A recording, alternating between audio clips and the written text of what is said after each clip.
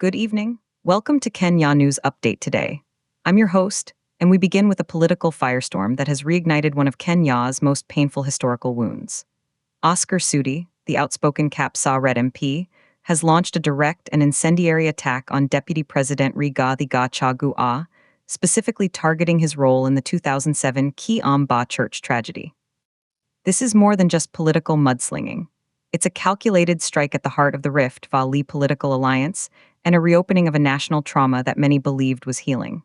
For the next 12 minutes, we will dive deep into the explosive allegations, the historical context, the political calculus, and the profound implications for Kenya's unity and future. We'll present multiple perspectives, analyze the data, and ask the difficult questions about accountability, memory, and power. Let's first establish the immediate context. In a series of public rallies over the past week, MP Oscar Sudi has not just criticized Deputy President Gachagua's current political maneuvers. He has explicitly linked him to the violence that erupted in the aftermath of the disputed 2007 presidential election. The focal point of Sudi's attack is the Kiambaa church in Eldoret, where on New Year's Day 2008, a mob set fire to a church where hundreds of people, primarily from the Kikuyu community, had sought refuge. The horrific incident resulted in the deaths of at least 35 people, including women and children, and became one of the most potent symbols of the post-election violence that claimed over 1,000 lives and displaced hundreds of thousands. Sudi's core allegation is that Rigathi Gachagua, then a businessman and political operative in central Kenya, was part of a network that financed and directed retaliatory attacks in the Rift Valley, including the targeting of the Kiambaa church. This is an allegation Gachagua has consistently and vehemently denied over the years, and his office has issued a fresh, strongly worded rebuttal, calling Sudi's claims baseless, malicious, and intended to incite ethnic hatred. To understand the weight of this accusation, we must rewind to the political landscape of 2007. The presidential election pitted incumbent Mwai Kibaki against Raila Odinga. The campaign was intensely polarized along ethnic and regional lines. When the Electoral Commission declared Kibaki the winner, opposition supporters, primarily from the Luo and Kalenjin communities, protested what they saw as a stolen election.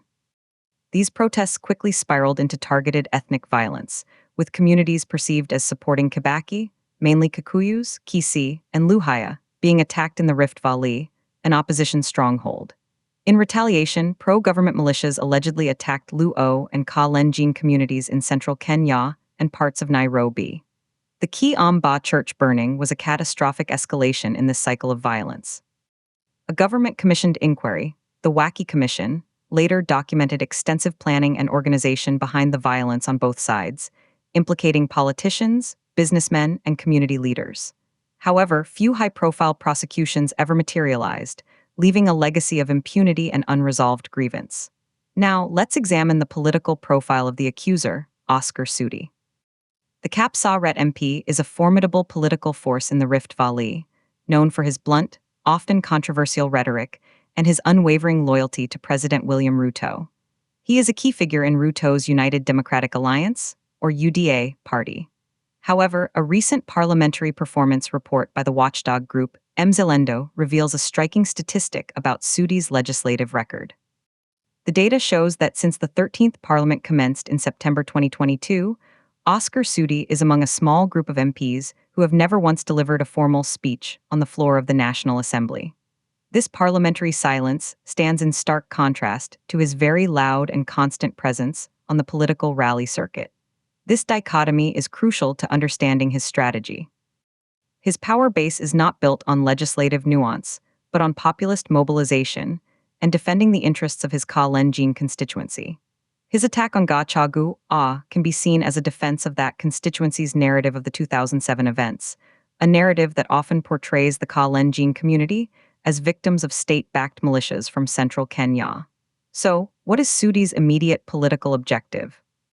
The answer lies in the current, very public, and increasingly bitter feud between President William Ruto and his deputy, Rigathi Gachagua. This feud revolves around control of the Mount Kenya region's politics and resources.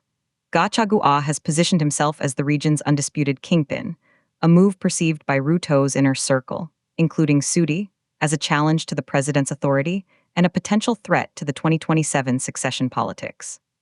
By invoking Kiambaa, Sudi is deploying a political nuclear option. He's attempting to morally disqualify Gachagua from claiming leadership of Mount Kenya by painting him not just as a rival, but as a figure associated with one of the darkest chapters in Kenya's history. The calculation is that this will resonate with the Rift Valley base, solidify Sudi's own standing as their champion, and isolate Gachagua by making him toxic to the National Cohesion Project.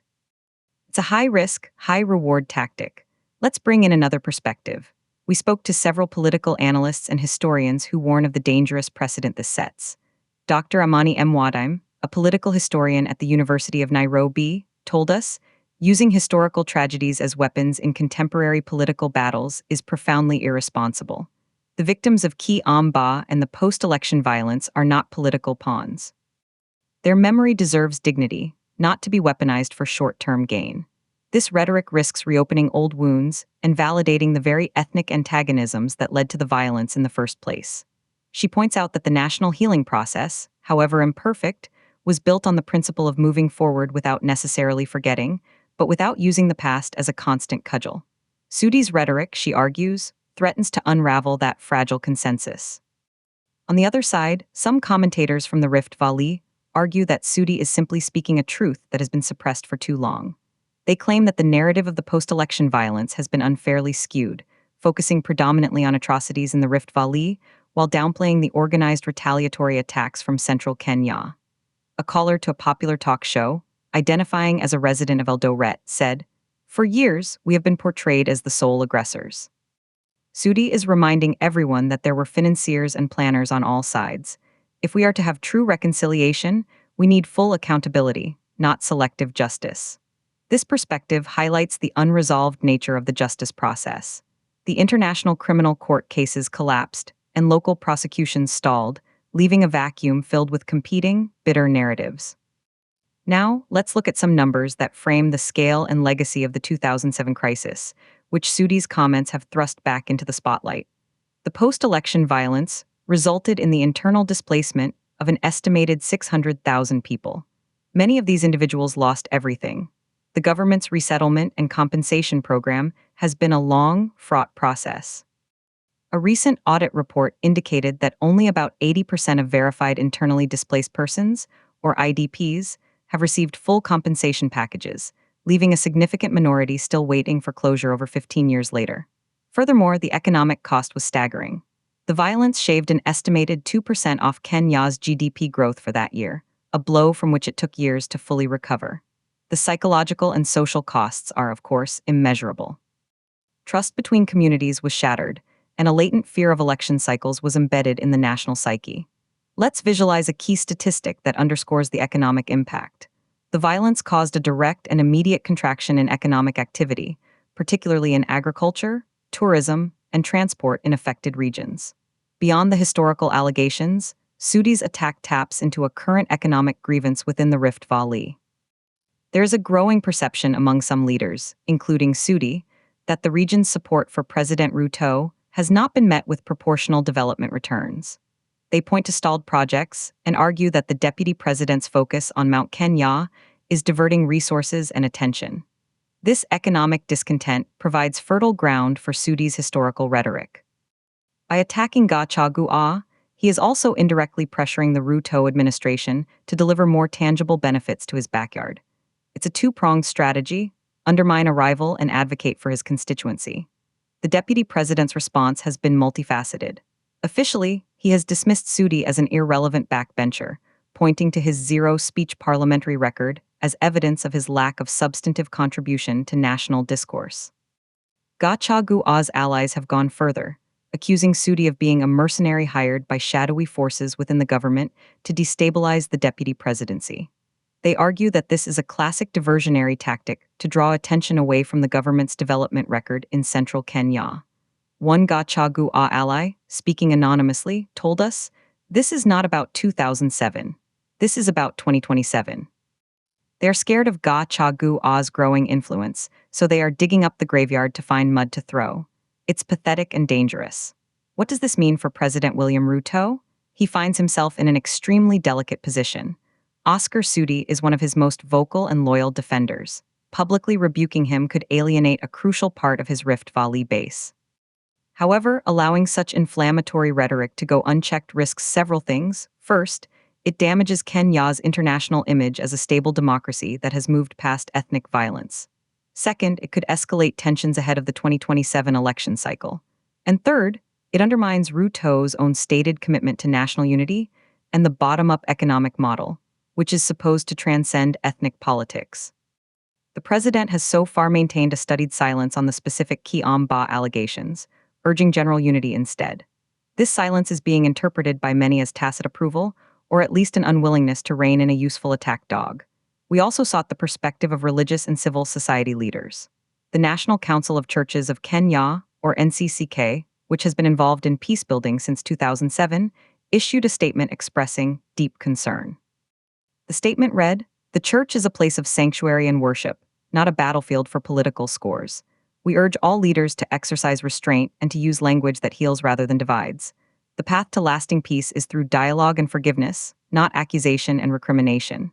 Similarly, the Kenya National Commission on Human Rights warned that such rhetoric could constitute hate speech and has called for responsible leadership. Looking ahead, the implications are profound. If this tactic is seen to work for Sudi, if it weakens Gachagua and elevates Sudi's stature, it could establish a dangerous new normal in Kenyan politics. It could incentivize other politicians to dig up historical grievances, real or imagined, to attack their rivals. This would poison the political environment and make the already difficult task of national cohesion nearly impossible. Furthermore, it places the victims' families in an unbearable position, seeing their loved ones' deaths used as political ammunition. Many families we contacted declined to speak on record, expressing exhaustion and pain at seeing the tragedy politicized once again. In conclusion, Oscar Sudi's attack on Rigathi Gachagua over the Kiambaa Church is far more than a political spat. It is a strategic detonation at the intersection of history, ethnicity, and power. It leverages an unhealed national wound for contemporary political gain, risking the fragile peace that Kenya has built since 2008. It exposes the unresolved legacy of the post-election violence and the failure of a comprehensive justice process. It reveals the deep fissures within the ruling party as it approaches a high-stakes succession battle, and it challenges President Ruto's ability to control the narrative of his own administration. The coming days will be critical. Will there be a de-escalation, or will this rhetoric intensify, setting the stage for a bitterly polarized election in 2027? The ghosts of 2007 have been summoned back into the political arena. The question for Kenya is whether they will be used to divide, or, through a renewed commitment to genuine justice and reconciliation, finally laid to rest. For Kenya News Update Today, I'm your host. Subscribe to Kenya News Update Today for in-depth analysis and the latest developments.